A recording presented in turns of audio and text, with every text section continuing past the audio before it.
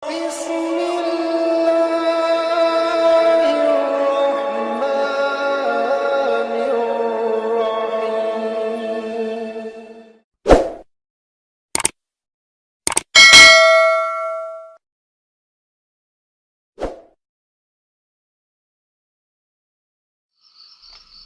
Assalamualaikum warahmatullahi wabarakatuh.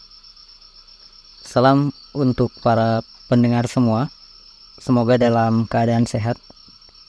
Baik, kembali di channel ini saya akan mencoba menceritakan baik sepenggal kisah, peristiwa, mukjizat para nabi, sejarah dan hal-hal yang berkaitan dengan Islam.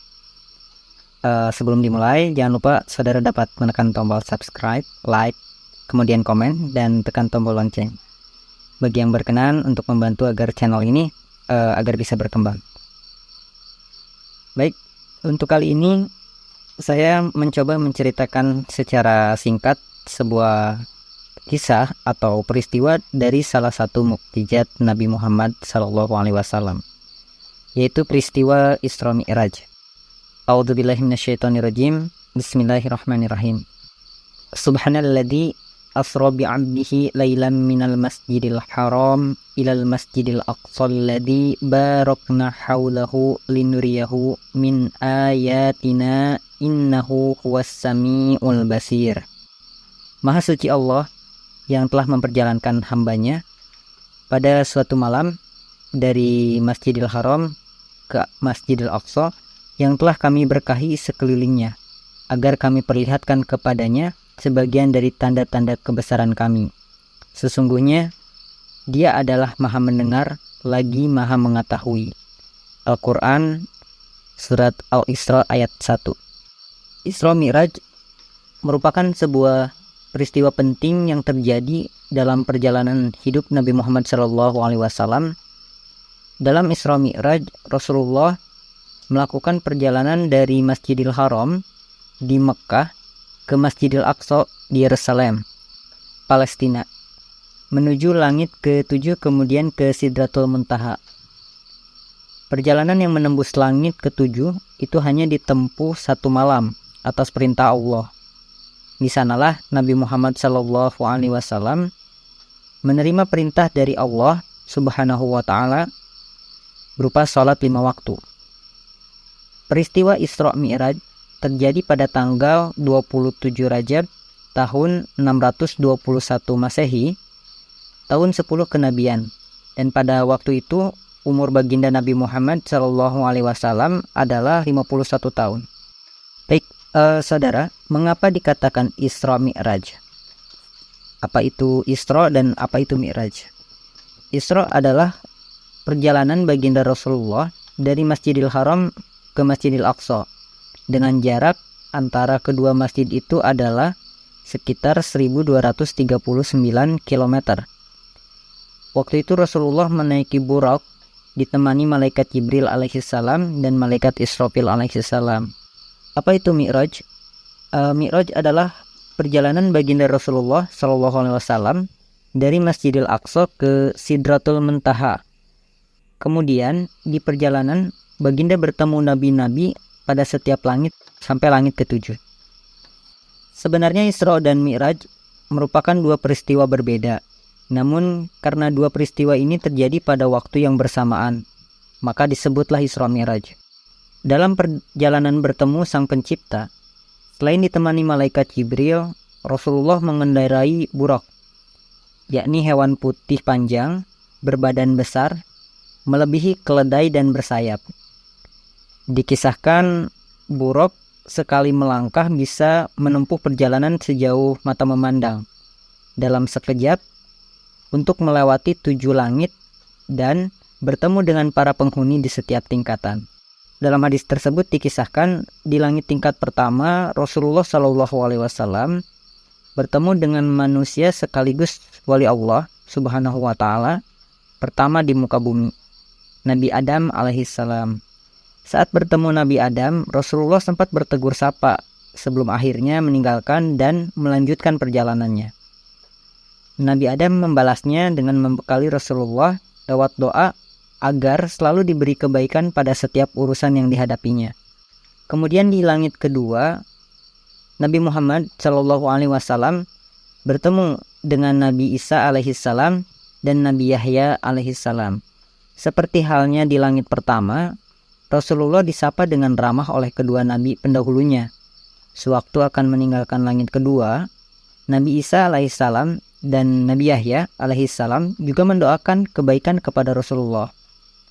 Kemudian Rasulullah bersama malaikat Jibril terbang lagi menuju langit ketiga. Lalu di langit ketiga, Rasulullah bertemu dengan Nabi Yusuf alaihissalam, manusia tertampan yang pernah diciptakan Allah Subhanahu wa taala di bumi.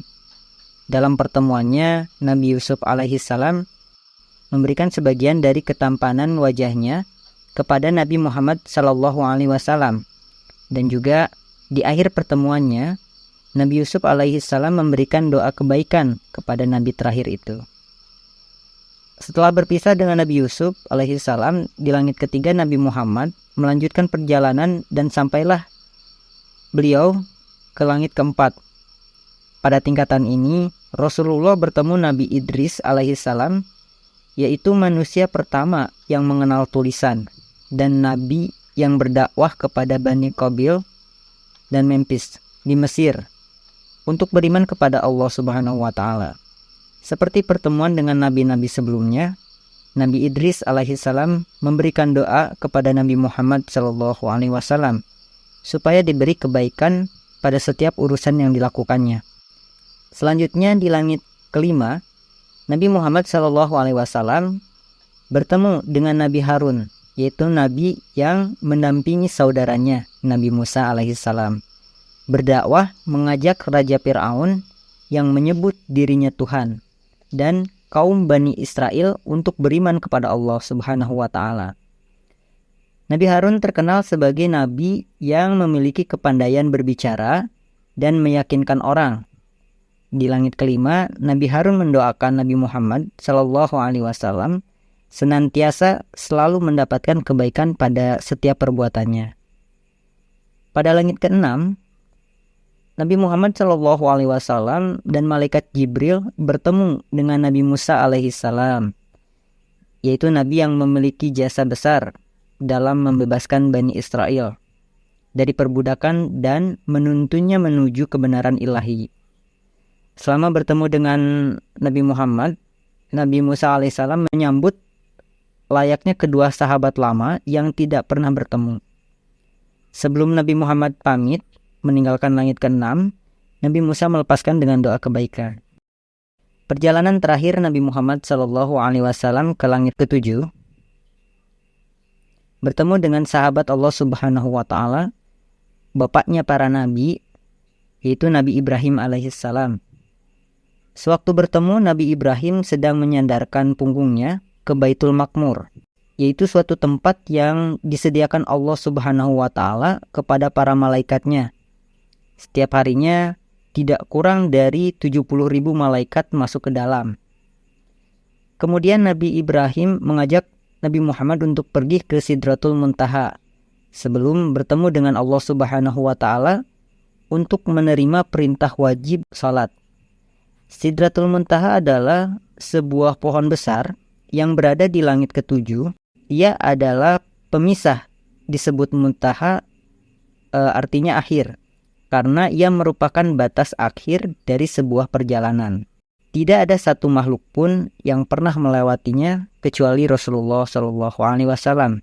Sedangkan pohon sidir adalah pohon bidara. Masih dalam hadis yang sama, Rasulullah SAW menceritakan bentuk fisik dari Sidratul Muntaha, yaitu berdaun lebar seperti telinga gajah dan buahnya menyerupai tempayan besar. Namun ciri fisik Sidratul Muntaha berubah ketika Allah Subhanahu wa Ta'ala datang. Bahkan Nabi Muhammad SAW sendiri tidak bisa berkata-kata menggambarkan keindahan pohon Sidratul Muntaha. Di Sidratul Muntaha inilah Nabi Muhammad berdialog dengan Allah untuk menerima perintah wajib salat 5 waktu dalam sehari. Perjalanan Rasulullah saat itu tidaklah mudah, meskipun beliau dimuliakan oleh Allah Subhanahu wa Ta'ala. Tetap saja Nabi Muhammad SAW dihadapkan dengan berbagai godaan. Godaan pertama ketika Nabi ditawari meminum khamr atau susu. Namun Rasulullah lebih memilih susu. Selama perjalanan, Nabi Muhammad SAW juga selalu diganggu dengan panggilan dari setan, iblis, dan perempuan penggoda.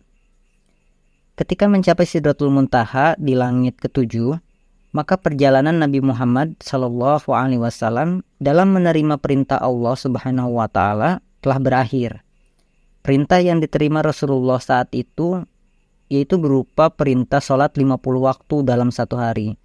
Namun ketika menerimanya, Nabi Muhammad SAW diperingatkan oleh Nabi Musa alaihissalam untuk memperhatikan kemampuan umatnya. Menyadari hal itu membuat Nabi Muhammad SAW meminta keringanan pada Allah, sehingga perintah sholat diringankan menjadi 5 waktu dalam sehari. Sejak saat itulah umat muslim harus melakukan salat wajib 5 waktu, yaitu subuh, duhur, asar, maghrib, isya.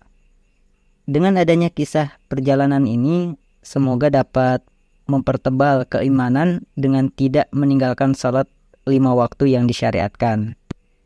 Baik saudara, demikian kisah tentang bagaimana peristiwa Isra Mi'raj terjadi. Semoga selalu jadi pengingat kita untuk tetap menjalankan perintah Allah Subhanahu wa Ta'ala. Baik, saya mohon maaf atas kekurangan pada setiap penyampaian kata, dan saya terbuka untuk saran atau masukan dari saudara. Akhir kata, salam untuk semua. Wassalamualaikum warahmatullahi wabarakatuh.